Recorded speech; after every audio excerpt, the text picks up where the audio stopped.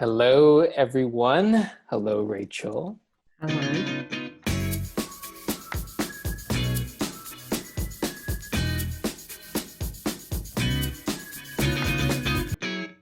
Firstly, this is what we're calling the quarterly wash up. It's basically a quarterly simulcast where we talk all things soap, women's empowerment, sustainable tourism, and now, Rachel, obviously, our relevance to COVID-19 and what we all can do to stop the spread.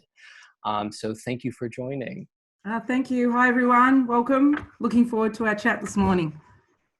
There's a couple of other things. There's two themes for today's show, if you will. Number one, we just had Mother's Day, and we were looking for the most charismatic and globally impactful women that we knew of, and you were on the top of our list. So, I'm so flattered. That's incredible. But yeah, thank you. That's very kind of you to say. I'm not sure I am, but I'm very kind of you to say. Oh, you are, and you should get used to this high praise over the course of this hour. Basically, okay, Rachel, this show is about having people on that are important to the world, but also important to us as an organization. You are important to us in many ways. Thank you. I appreciate that. We'll detail that. Secondly, with the resounding weight of our entire community, we actually want to publicly thank you for 2 industrial container shipments of soap en route to East Africa and also Cambodia, where you have actually helped us, and we put out a feeler for a big announcement during this show as well. You have helped us reach our 2 millionth beneficiary. Wow, that's amazing. Yes. That is incredible. If you listen closely, you can hear just the vigor of our entire community thanking you for helping us reach 2 million people. We could not have done it without you. Oh, that's so wonderful. Samir, you did not tell me I was going to cry in the first minute either. So yeah. Hey, we got 58. That's 58 great. Minutes. That's amazing. Amazing. So, Rachel, that makes me so happy. That really sort of warms my heart. So we'll talk. So love being involved with you guys, and to be able to contribute in this way is incredible. So it's a great partnership. But we'll talk more about that. Of course, we'll go into further detail. Listen, you are the CEO of Soap Aid Australia. You are a kindred soap recycling organization. So we know each other's work very well, and we've worked with each other maybe for 5 years. But you have just come into the CEO role in less than 1 year now? Yes, I'm approaching 12 months. First week in July will be 12 months, I think. So yeah, so it's approaching 12 months. I have a very professional, very technical question to ask you. As a formalized member of the soap recycling community, have you or have you not yet dreamed of soap like me? I don't think I dream of soap yet. I'm close. I dream of different kinds of soap, like how are we going to recycle things? There are a lot of things I lose sleep over, I should tell you. And making soap is starting to become one of them. I did wake up in the middle of the night the other night, and my husband said, "What's wrong?" I said, "I was just thinking about how we could set up another line somewhere else." He said, "Oh God, Rach, you're a soap maker now. Like you've done it. You're converted. You're a soap maker." Especially from where I came from, where I used to wake up in the middle of the night with legal questions. So we can talk about that. Please tell us about that transition. Well, that was interesting for me, and I come from not only being a barrister, and that is not someone who makes coffee, because as in barista. A barrister, which in the States you'd call sort of a trial attorney, I suppose. In Victoria, we have what's called, and in Australia, we have what's called the independent bars, and barristers and advocates work independently. So I came from being a barrister for about 7 or 8 years. And then I moved into academia, and I taught at various law schools throughout Victoria, primarily while my kids were younger. That was, so sort of convenient work environment, I suppose, being lecturing and being in academia. And then I was drawn back to my home at the Victorian Bar, where I was recruited to be the general manager looking after all their education programs, as well as ethics and as the general manager of member services. I think I was just one of those go-to people. And I spent just over 5 years in that environment, and I now probably 18 months ago, I took a redundancy and I sort of stopped. And you sort of, when you stop, sort of a little bit how we're all stopping worldwide at the moment, I think. When you stop, you reevaluate and you think, well, I'm now at a turning point or a juncture career-wise. Do I want to work with a different kind of organisation? And what am I looking for? And I should say, it was not it was initially quite a painful process to go through, I should say. It wasn't an easy process. Certainly, when you're sort of hitting your late 40s and you think, well, what am I going to do with my life? It's like, right now you've decided to make that, to think about it. I came to a point where I wanted to be able to work with an organisation that had impact, had meaning. And it's not to say that where I was working didn't, it was just different. I think I felt like I needed direct impact. And I certainly decided I needed to work for an organisation that I cared about and that I was invested in. So there were certain, companies or organisations that I thought, well, no, that's not me. That's not what I'm about. To me, the mission and the purpose of an organisation was really important for me to be involved in. And I suppose that's how I came across SOPAID. But in fact, it was another barrister who sent me the position description for the CEO of SOPAID. Really? And originally I thought, I'm not sure I want to make soap. Okay. But I must admit, very quickly after I read the description and spoke to the people, because isn't it always, Samir, about in the organisation, it's about the people you work with in so many ways. That is the primary resource that defines an organization, certainly. Yeah, so I think once I met the people and I got hooked very quickly on the passion. And I remember going to my first interview thinking, oh, well, if I get it, I get it. If I don't, I don't. There'll be other things, if it's not this, it'll be something else. And as soon as I left the interview and I came home to my husband, I said, if I don't get this, I'll be really upset. I'm really upset. Because you meet those people. And that's what happened when I left every organisation I've worked for, even when it was at, a large place like Monash University that I still do lectures into the law faculty there. It's the people that you're with. And what I connected with SOPAID was the impact it has on people. Yeah.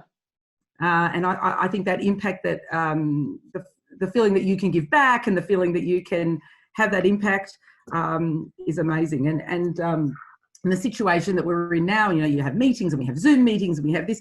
The greatest thing that I've done in the last few months is go and hand out soap. Yeah. Is go down to our shop and give it out to organisations that are going to hand it on. I came back and you feel energised from that. So it is the people. Can you paint a picture of SOPAID's unique recycling process and what you're currently doing in Australia? Many people know obviously what we are doing, but it'd be interesting to see what a sister project looks like down under. Okay, so just for all of you out there in EcoSoapBank land, we work very closely with the hotel industry, and hotels join up to our program, so they subscribe to a program whereby that gives us the ability to collect their waste soap from hotels. So at the housekeeping level, the hotel separates their waste soap although we do get some interesting material that arrives in the boxes, not always. Yes, we do. Yes, we That's do. for another conversation. But primarily what they're supposed to do is separate the soap out. And we collect that soap from them. They book a pickup online. There's a whole system on our website. We pick up their soap. We collect their soap. In what I would call ordinary times, because we are in extraordinary times at the moment. In ordinary times, we would put that soap in our machine. We've got a very special machine, and the machine recycles the soap. So that was developed by Soap Aid, where not only is it just a soap making machine, so people who make regular soap using virgin soap noodles have a machine that they put the soap noodles in, and out comes bars of soap. We have a recycling process that happens prior to that. Initially, that's a sorting process, not dissimilar to, I would imagine, what some of your processes are. So that's quite I suppose, a little bit laborious process, but we have a sorting table, and it sorts out, some of the really hard matter, the things you can see with your eyes, the occasional coin and other bits and pieces that go into boxes of waste soap. And then that soap is put in the machine, and it is washed, it is heated, it is crushed, and it is the soap noodle that's produced from that first part of the process is as clean as virgin soap, and it goes through the machine and produces brand new bars of soap. And those soap bars are distributed to impact partners that we have, like yourselves, in other regions, but also locally to communities, Indigenous communities in Australia. So the entire time you were talking about soap making, I heard music. It's just so if I may conjecture, so I feel, if I may, and please correct me if I'm wrong, the reason why that first distribution locally might have felt so impactful was because finally it was a culmination of so much hard work and so much brain power and so much ingenuity coming to a head. And I've been there before, for sure, and I know what that feels like. Would you say that's correct? Is there anything you would further qualify that with? I think that's right. That's partly right. I think for all the sitting in my office, or even speaking to impact partners over the phone, or even face to face, and people saying, yes, the soap has huge impact. Yeah, yes, this is wonderful. Or here are the stats. Our website will tell you how many millions of bars we've distributed and the impact that we've had, which is brilliant. I love knowing that. I think you reach the crescendo when you actually are handing people the bars of soap. I'm pretty sure nothing beats that, actually.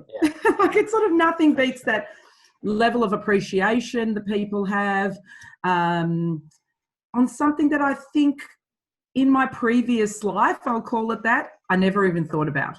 Interesting. Never thought twice about buying soap, using soap. We all grew up, well, in our communities, washing your hands before dinner, after the bathroom, I just never thought of it as something that could be so impactful. And I think when you hand it over, that's sort of look at that. That's what it's all about.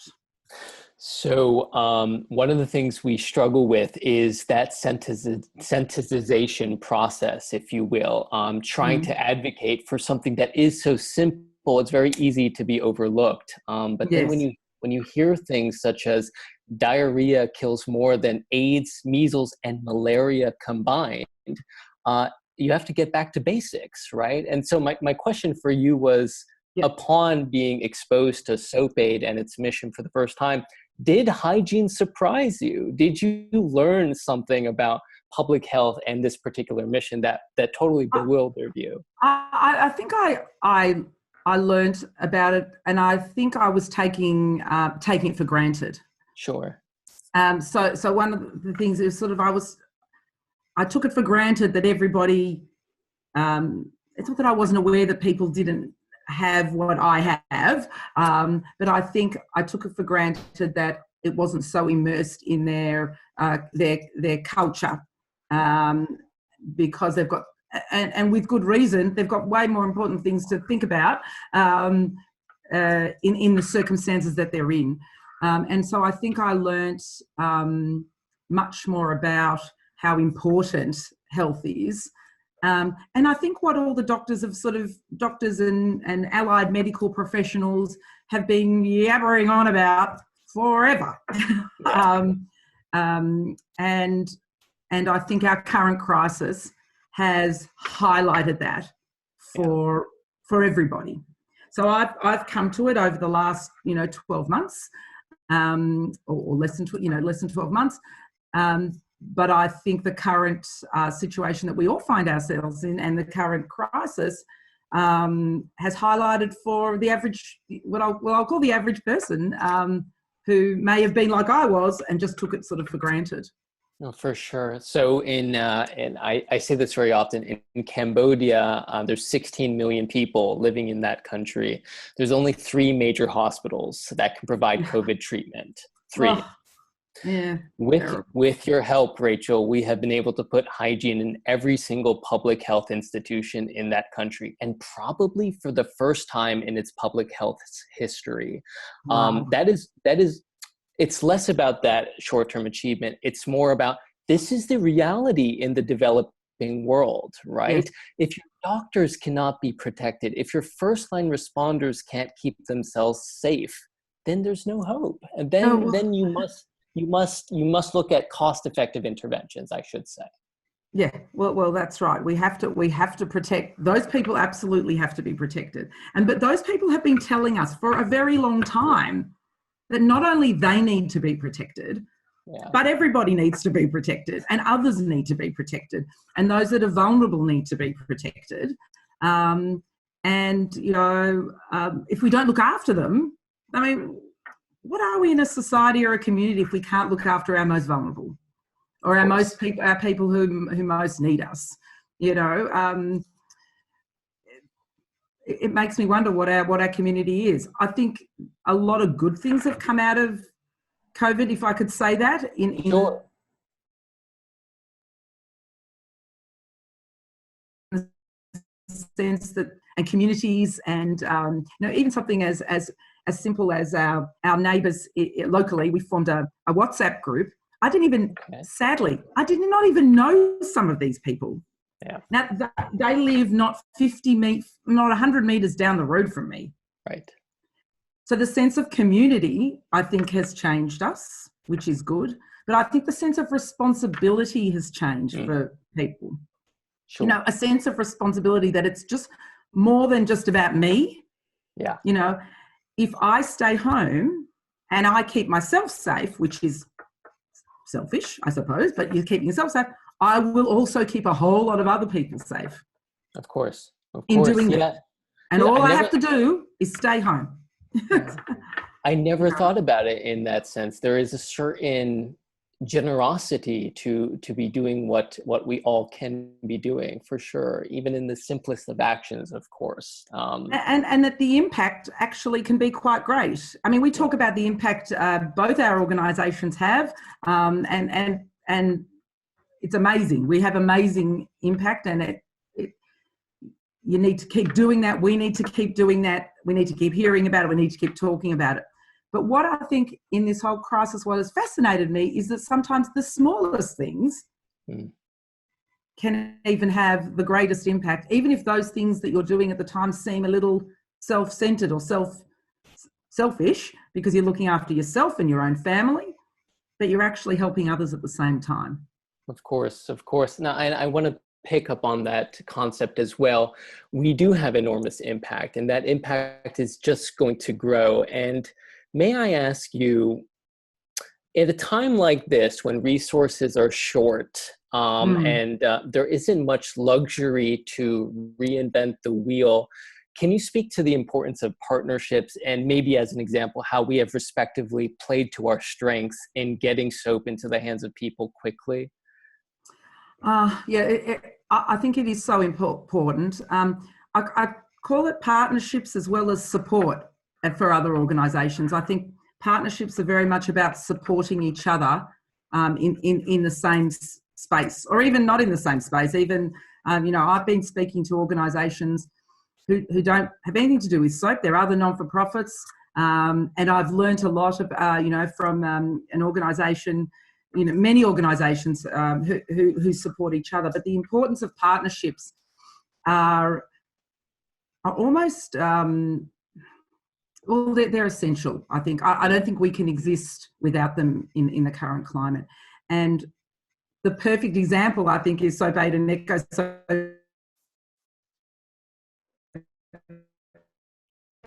in the grey soap that we've been collecting for a little while, because we were about to enter into a new partnership to manufacture soap in Australia. Right. We were literally about to set foot into doing that, and COVID hit, and we had waste soap. Yeah. And I went to our board and I said, well, what do you want to do? We've got all this waste soap sitting around, both in New Zealand and in Australia. At the moment, how can we deal with this crisis now and use this? I don't know how long this is going to last. I don't know when we're going to be able to reset up our machinery. What can we do now? And that's when, our chair reached out to you, as he often does, and I know he speaks to you often, and said, what can you do with our waste soap? Which, of course, you were like, oh, yes, give me your waste soap.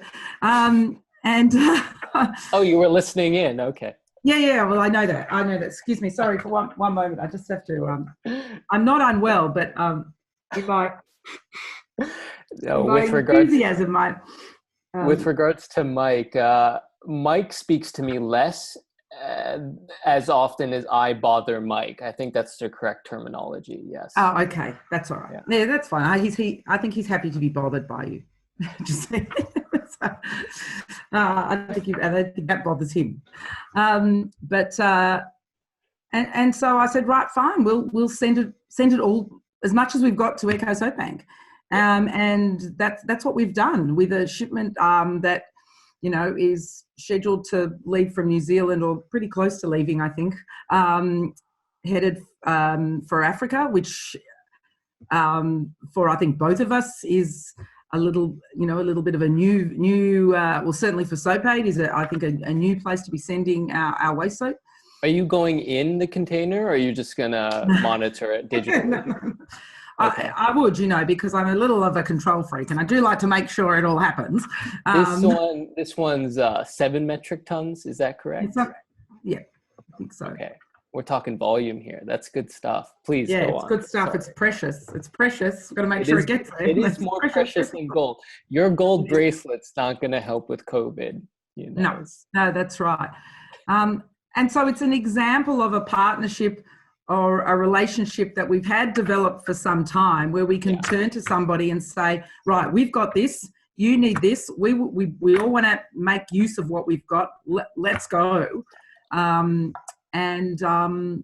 we can make it happen and then make a difference. And I think that in times that we're in at the moment, it's important to, when I use the word leverage the partnerships, I don't mean it in a negative way, but I think we can lean on each other in that sense. Yeah, of course.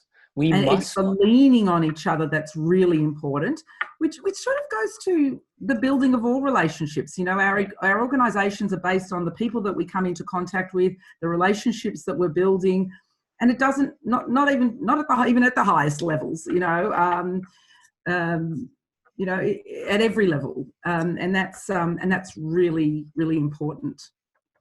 I truly hope that this is a particular character that will carry us through the pandemic. It's the value of partnerships. We each have strengths and roles to play, and we have to do it. So from our side, we had 154 women continued to be on payroll. That's an important social impact that we maintain and will continue to maintain. but they had no waste soap, right? They had no livelihood. They had no craft that which they had been doing for so long. You helped us out. You connected the need with the product, and you returned their livelihoods back to them in a sense. And so, listen, for everyone listening, this is a prime anecdote and story of connection and the power of connection.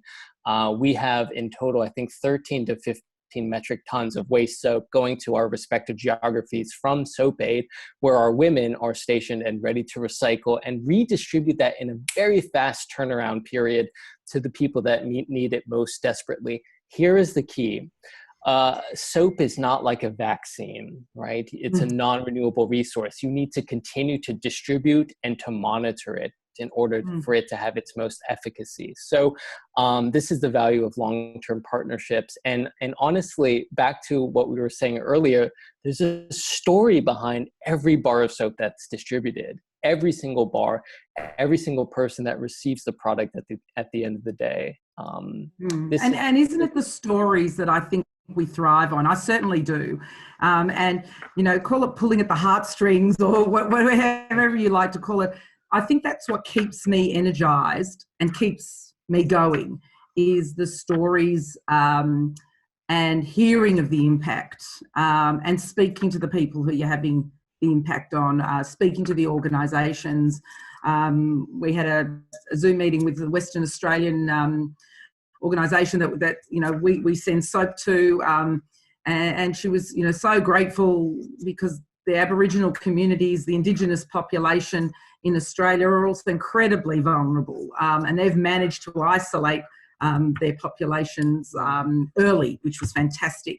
But the one thing that we were allowed to do was send them soap. You know, that's the one thing that they let through is you know, soap and other supplies. And you just see how grateful she is for it. It just keeps you energized, and you hear the impact. It's it really, well, it certainly keeps me going, and you know, everybody needs motivation to keep going, because, you know, we'll shut our Zoom down, you know, however long we've got to chat, we'll shut our Zoom down, and then, you know, I'll be looking around my house and, you know, sitting on my own. So, you know, it's got a, you know, constant connection with partners, with the people that you're impacting, and with the stories that can be told, and it's about spreading that message. And I think I'm ready to do that. It's taken me a while to, I suppose, not even a while, you know, it's taken me a little sort of time to get into the groove, I call it, of, you know, working in the space.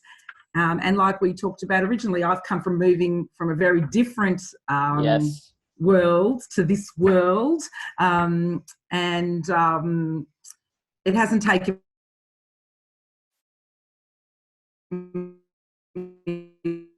long at all. No, you're fine. No, you're fine. I'm glad you brought up Western Australia. Please tell us about trachoma and what prevents trachoma. It would be surprising for our community. Trachoma is an eye disease that really blinds people, and is a huge problem in our Indigenous population. But what cures it is washing your hands, amazingly, not touching your face. Is this sort of familiar? Are we getting familiar? Heard it once or twice, yes. Yeah, we've heard about washing your hands, not touching your face, rubbing your eyes, washing your face, and washing your hands after you've been to the bathroom, and eating before you're eating, all those things. That prevents trachoma. It's as simple as that. It's wow. As we have talked about, many other preventable diseases, particularly in children, and that, you know, that has been something that's been really important to Soap Aid, and I think at its genesis, that's what Soap Aid was about helping kids. And we all know that the kids come home to their parents and say, what are you doing? You know, we need to do this. because parents are worried about, livelihood and bringing money in and all sorts of other things to the family, and the kids are telling them how to do this. So I think it's about educating that part of the population. I've just moved on to another topic, I know. But I think that's all I was going to say. I've just completely lost my train of thought then. That's okay, because you read my mind in terms of the transition. Thematically, one of the aspects here, again, in searching for a very impactful mom is, do you think, so obviously our organizations have a unique emphasis and focus on children, right? So what role of motherhood plays into that? Do you think about this when you do your day job, if you will?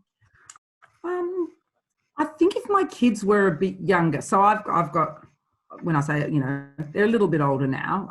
One is an adult, one's 18, so he'll always be my first, but he's and I have a 15-year-old. I think when I see a lot younger kids living in our community that I live in, I think it makes me think, wow, they could easily be. What's the line where they could have been there or there, living in that community or this community? And I think one of the things COVID has said was that our kids, and we're as vulnerable if we step outside. We could pick up this disease, bring it home.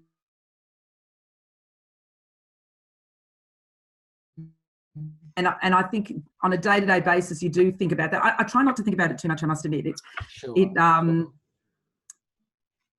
It takes my focus away from it sounds terrible, getting the job done in some respects. But because if I contemplate it too much, I suppose it's sort of scary and a bit upsetting to think that my kids are lucky, and as are many of the children that are, in my immediate world. We're really lucky to have been born where we're born, perhaps to have the parents and circumstances in which we are currently living in. And I just feel very grateful. So that's what makes me think on a day-to-day basis, I suppose, in terms of my work and my personal life. It becomes intertwined in how grateful I feel to be in the position that I am, to be able to help other people. I think it's about being grateful. And that is a powerful through line.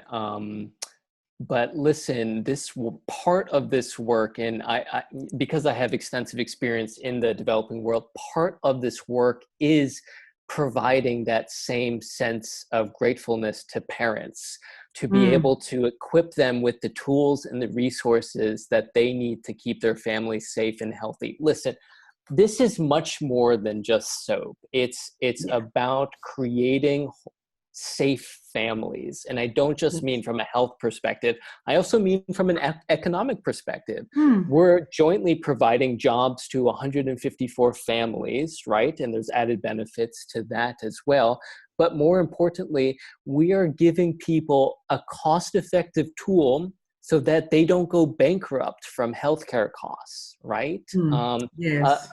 We have 3 hospitals in Cambodia. You may have to travel hundreds of kilometers just to be admitted for something such as childhood diarrhea that might ultimately bankrupt you because you don't have a safety net. So this is actually an economic story at the end of the day. And frankly, developing countries cannot develop unless public health comes first. And this is something we're seeing today, right? Yeah, well, absolutely. And it's interesting because even in the developed world, this is something that's highlighted to me in the current situation, that even in the developed world that you and I both live in day to day, the importance of public health and the framework and the basis of that public health system has never been more important. So the developed world also has come to realise that actually what we need is to boost that and give access to that. So it's the boosting of it, but then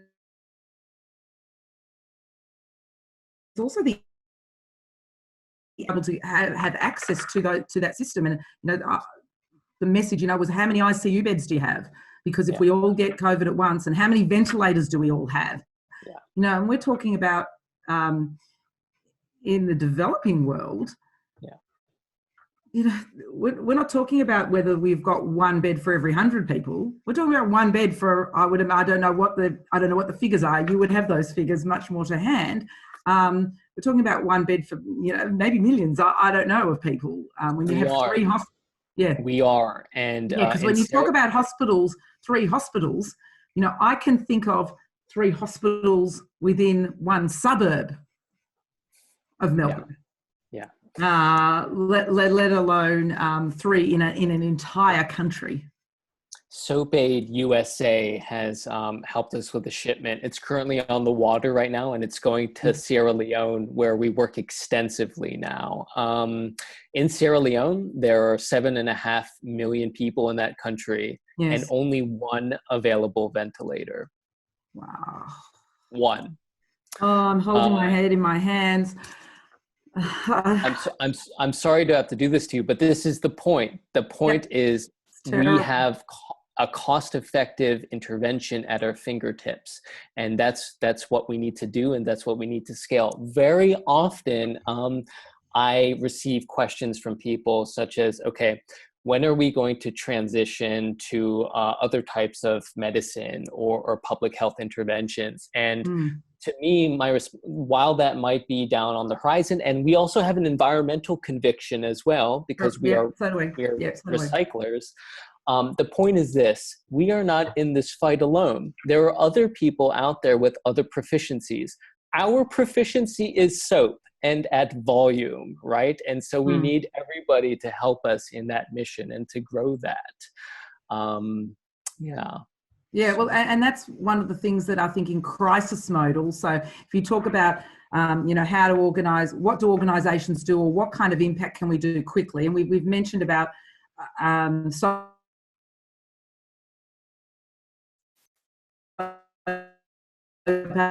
that kind of impact. The next question is, okay, we're all sitting at home and we've sent our waste soap away, and that's doing great things, and we're handing out soap, we're doing lots of work handing out soap. Then we still don't know what the next few months are going to look like, or the next 6 months, or the next 12 months. And our governments are also telling us that, you know, we will certainly probably not recover for another couple of years economically in terms of where we're at now. What does that look like for our organisations? And it's interesting you say about diverting away from what is our primary purpose or our primary specialty, expertise, which is the making of soap. And, you know, things are being tossed around in my world about, well, should we start making hand sanitizer, or should we start doing this, or should we start making liquid soap? And I'm like, whoa. Or what else can we do? Because people feel the need, they want to do something. Which I completely get. I absolutely get that we want to keep doing and keep moving. But I think you're right. The question to ask is, what are we about? And that's when I think partnerships come into play. So if you want to partner, you know, soap people, what does soap need? Well, soap probably needs water. So soap needs water. So we should, you know, maybe, you know, we need to think about partnerships with the people that are water experts as well. Does it go along with vaccines? Sure, of course it goes along with good health generally. So there are people who specialise in vaccinating people and developing vaccines. You know, that's when I think what I'll loosely term, I'm just coming up with this idea now as we're speaking, but as we you know, like a hygiene hub almost, that you have hubs of that develop with people all around the world who can contribute their expertise in that hub. And I'm sure someone smarter than me is thinking about this already, if it's not already started. But and it's about speaking to those experts in that field and putting them all in the one room, or all in the one Zoom, however, all in the one Zoom room, all in the one zooming together, so that we can contribute our expertise to improving the whole of lives, because we talked about the whole of lives, the whole of family, keeping families safe. has a number of aspects to it. Soap is one, really important one. Of course, it's what's important to us. It's what we love. It's what's important. But there are a whole lot of other aspects, and that can be done if it's coordinated, I think, or if it's brought together. And we have to play. I'm not sure my faith is. We have to play to our strengths. It's too urgent not to, and that's one of the points I just wanted to drive home. Yeah, I think that's right. There's something else that I think is occurring. I know you felt this as well.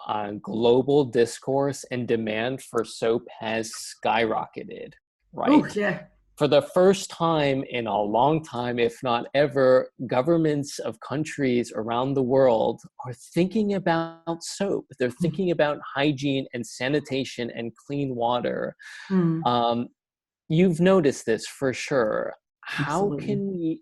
How can we make the most of this and connect them with what they need? I really feel this is quite the moment for soap, and honestly, the demand won't diminish for a while now. And I don't want the demand to diminish. Of course. This is one of the things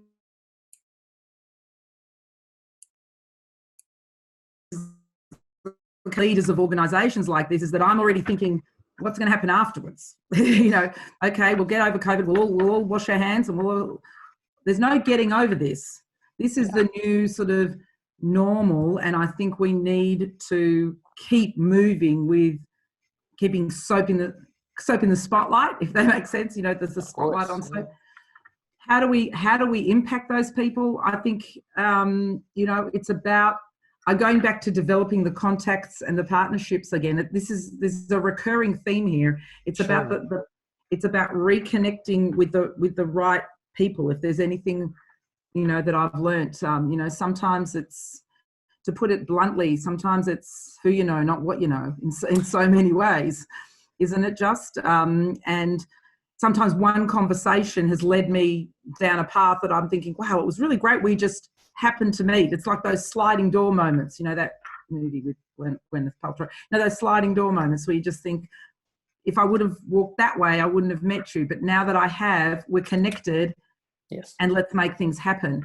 So it's about all of us pushing. Is it about lobbying to government? Well, I think it is. We need to get governments on board with this. And governments connected. I think they're on board.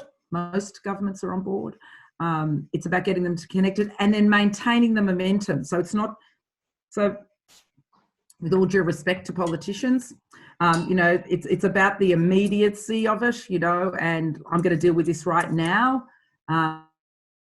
And some of them are forward thinking and think about, right, I'm going to deal with it now, but how am I going to deal with it in the next 6 months, 12 months?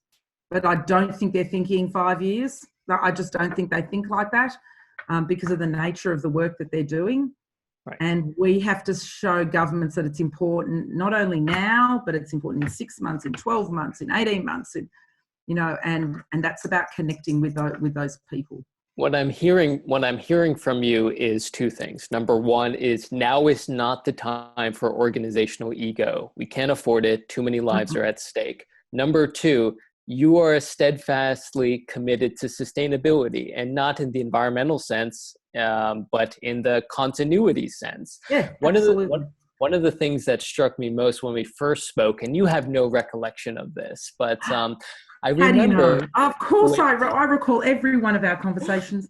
When we first spoke, you told me that we need to take a good look at these startups, namely ourselves, and look at the business viability and the sustainability of the organization. And frankly, you're right. And what I appreciate so much about your strategic approach and leadership is it is patient and it's learned. Rather than, for me as a founder, it's fast and make mistakes and keep trying and a whole host of other things. But yeah, can you? Yeah, I do recall that conversation because I kept winding you back. I kept going, okay, let's go back, and you're going, no, let's go forward. Okay, so I have one of those people. I work with one of those people. I have one of those keep moving forward people, and I It's keep the going, settle down. It's the duality. It's the duality which is important. Again, it's the people at the organization. This is not a one person or one face organization. And No. thus, this is the reason why we started the Wash Up. It is to show the perspectives of people in this work that are important to us. Too many people have seen me yabber on about soap. But what about the 18 humanitarian leaders that run each of our branches and people like you who said, you know what, we're going to put our business on hold to help this NGO that's plugged into the impact right now, even at our expense. That's moving for us, Rachel. Well, I mean, that's, I have nothing to say in that respect. Then we'll transition to Q&A. I'm sure people have already. Oh, yes, wow. already. Yes. See, I told you, time goes quickly when you and I chat. I'm going to grab a sip of my tea before I deal with questions. Yes, and thank you for waking up early. It's better for this American audience. Oh no, that's all good. The sun is up. We're all good. Frankie, would you mind asking any questions that may have accumulated? Sure, we got a slew of questions. We got one for Rachel from Jay Shree. How does SoapAid generate funds, and how do they get the funds for shipping soap to Africa? Well, that's interesting. Well, our African shipment actually is relying, I'll answer the last question first. So Echo Soap Bank have managed to arrange the shipping in that regard. How do we get funds? The hotel industry subscribes to our program. They pay an annual subscription fee, and that gives them a collection of soap once a month. They book a collection online, and that pays for the freight, if you like, to pick up their soap and bring it to us. And then for running our administration and running our soap lines and also other expenses, so that they pay a subscription fee. That is the primary source of our income, which has obviously taken a huge hit at the moment for obvious reasons, being that nobody's travelling and there are hotels that have shut down. So that's an interesting thing to discuss in terms of a business model for us. That's primarily where our income is. And we do generate funds, we do get grants, we do, but it's limited at the moment. But so the primary source of our income is through this, what is now a subscription model. So this is interesting. My mind is abuzz for sure. Business models are changing, right? And to keep this sort of work going, we are adopting a similar sustainable business model where stakeholders are to make subscription investments into this organization. And I think just general good stewardship, and this is something you believe in, sustainable nonprofit work is attractive to donors. However, during times of crisis and during times of urgency, this is when the landscape changes. It's the importance and the support of donors, which helped us move those 2 shipments out of Australia, right? That's right, yeah. And so the focus and the audience is changing. And frankly, this is a grassroots effort. It doesn't take a village. It takes several thousand villagers to move this ship forward. And so that is all to say, I just want to thank everyone who has contributed to our respective organizations, either in kind or financial dollars. Thank you for donating what is personally significant, especially at a time like this. I think shipping is, well, it's one of the things is with, back to the question a little bit, it's that shipping is actually a really critical thing for us. Obviously getting soap out costs money too. Mostly we can fund a little bit of it, but only really very locally in terms of getting our product out. It's expensive. Most of the time that comes from the organisations who want the soap. Will help us or contribute to us getting it out there. As it should be, because we have learned one fundamental concept in international development, and that is everyone should have their skin in the game, including people you're even trying to help as well. we need to value these interventions. And I feel very lucky coming into this work. Rachel, I will not tell you how old I am, but I feel very lucky coming into this work at this period, because Very young. we have been able to learn essential concepts from international development up until now. And this is the right time to do it properly and to execute it sustainably. Yeah, but business models are critical. And, you know, I think, I'm not sure if we've ever had this in any of our conversations, but, you know, non-for-profits, social enterprises, what, you know, if you want to call them that, they still need to run profitably. It's just where their profit goes, it goes back into the organisation, or what they're using their profits for is important. So in order to be sustainable, and again, we've talked about the sustainability of organisations moving forward, it's about setting up those structures in order that it is sustainable in the long term. You know, they always say building a building, the foundations have got to be solid. So, you know, and that's really, really important for all organisations, especially those who have the kinds of impact that yours and mine have. I'm a bit of a nonprofit geek. Would you like to guess how many nonprofits there are in the US? Oh, gosh. I can give you a clue. So terribly wrong. There'd be hundreds of thousands, I would imagine. Nearly 3 million. Oh, well, that's a lot. Isn't it? That's a lot. That's a lot of nonprofit organizations for sure. And listen, one of the questions we received was, you know, is there a consortium of organizations that are focusing on the distribution of soap? And no, there isn't currently. And I definitely see room for us to grow. But the point of this entire conversation is to say, we cannot afford to work as independent agents any longer in this new world. We just can't do it. And so therefore collaboration is the new gold, I think. And I think that the more collaboration you have with different, the greater the impact. So you want to have great impact, you've got to partner with people. You've got to collaborate. You're not, you know, what do they say? Man is not an island. I mean, I live on an island. I know that. It's a very, very big island. I should say a very, very big island. But we are part of, you know, a world in, you know, in Asia. Asia obviously is closest to us. So that, you know, that's where we can provide the most impact quickly. But our world is very small. Our world is very small, you know, and, you know, yesterday afternoon when we had our sort of ideation session with part members of our board, we had people from Canada, we had, you know, people from other states in Australia and overseas, all on the same Zoom call. You know, that's what it's about, isn't it? Just collaborating with people from all over the world who are in the same space. Are you saying that the founders can't do it themselves? I know I'm talking to a founder, but you can't do it on your own. I know. It's a hard thing to. Okay, we'll talk about this. Just calm yourself. You cannot do it on your own. Let me tell you the reality. Calm. I know it's very hard for founders to come to terms with the fact that they can't save the world on their own. You need a little bit of help, just a little bit. We need to hear that time and time again. Thank you. Frankie, what else is there? We got some good ones here. We got, from both of you actually, what are some things you think people should know as they try to navigate living their lives during this global pandemic? It's a big question. In what they need to know,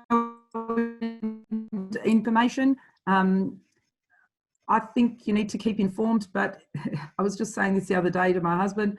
I have information overload at the moment. You know, there's so much information. You need information from reliable sources on how we're going to navigate in this world, because we will have to leave our homes eventually. I think we need to know, you know, from a health perspective, obviously. I think that's just information. What else do you think? I'm trying to think of, in what context the question would be what we need to know about each other, I suppose. You're right. That's exactly the point. We are this solution is not just for the developing world. It is for No, everybody. everybody. The whole point of this work is to make this world more equitable. And we have just chosen one particular mission and product. So number one, yes, we all need to take personal hygiene and physical distancing seriously. And one of the things, there's a lot of benefits that have emerged from this, if you can, a lot of silver linings, I should say. One of the ones I keep coming back to is an increased understanding and acknowledgement of empathy. And my sister and I were just discussing this previously. Maybe not in human history since the maybe not on planet Earth since the asteroid hit the dinosaurs, have we had a singular event where everyone has felt it. Yes. If this is not a moment where we can invest in empathy, I don't know what is. So to your point, it's being more cognizant of our interconnectedness and our humanity, I think, is really important through empathy.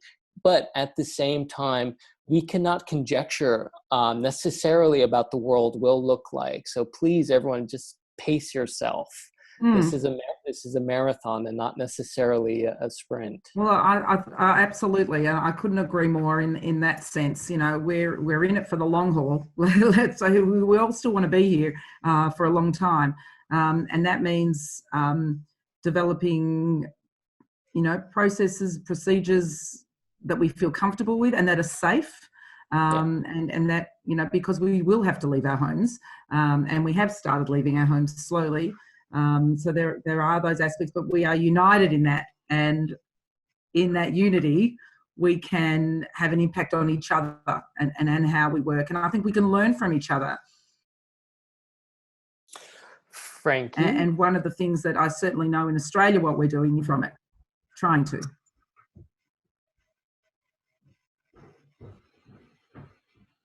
Frankie? Okay. We've lost Frankie, no. I'm here. Oh, sorting through all the many questions, actually.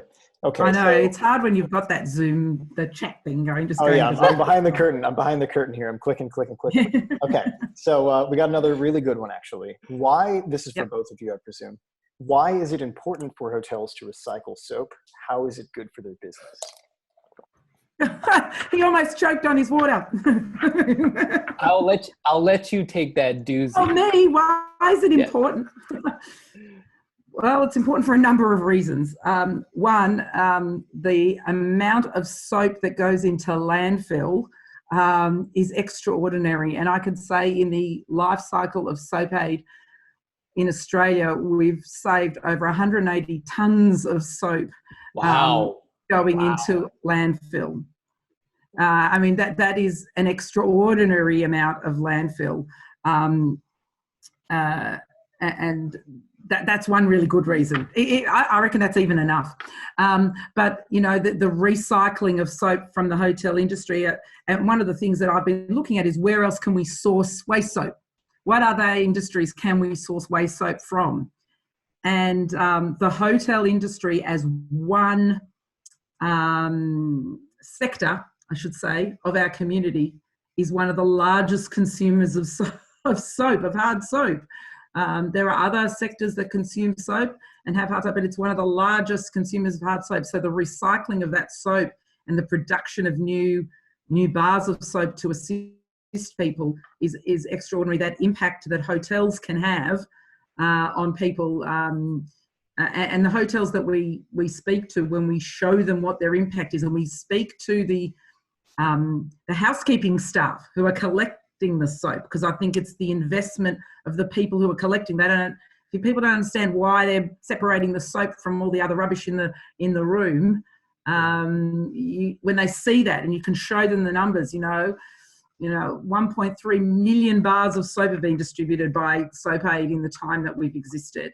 Over that, I think it's more than that, I'm pretty sure, because my soap calculator keeps changing all the time. Just to show that that's why I think it's important. I will very quickly, before we wrap up, why should hotels recycle their soap. Because in Liberia, only 1.2% of households have soap at home. That's why. No other reason needed. Beyond the environmental aspect, beyond social responsibility, beyond carbon footprints. That alone is reason for us to continue this mission. Rachel, thank you so much. I apologize to those questions that we couldn't get around to, but Rachel, thank you for your time. Thank you for your stewardness. And my pleasure. It's been a blast. And any of those questions that come through, if anyone wants to send them through to me or email, I'm happy to answer questions or continue chatting after this is all over. We're going to put the Soap Aid website and your contact information on any follow-up, if that's okay with you. Yep, no problem. That'd be great. That's perfect. I think you just invented the wash-up follow-up.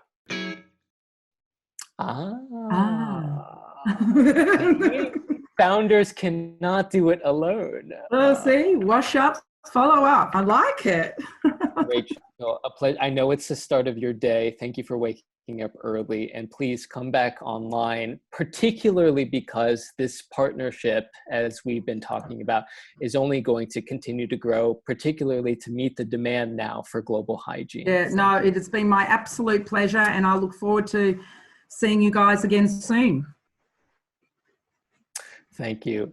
All right, guys, take care. Thank you for everyone who has come on today, and please stay safe. Bye. Bye.